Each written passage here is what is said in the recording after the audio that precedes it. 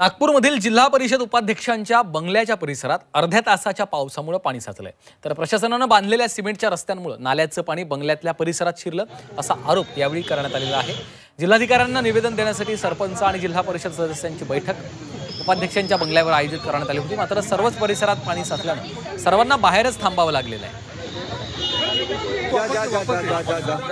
अर्ध्या तासाच्या पावसामध्ये जिल्हा परिषदच्या उपाध्यक्षा कुंदाताई राऊत यांच्या शासकीय निवासात पाणी घुसल्यामुळे आज परिस्थिती अशी आहे की आम्हाला बंगल्याच्या बाहेर उभं राहावं लागत आहे। आम्हाला त्या ठिकाणी बसता येण्याची व्यवस्था नाही आहे।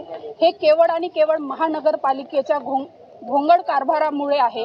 अवघ्या अर्ध्या तासात जर शासकीय निवासस्थान असलेल्या एका लोकप्रतिनिधीच्या घरी जर पाणी जमा होत असेल तर सामान्य लोकांचा काय हा या ठिकाणी प्रश्न निर्माण होतो।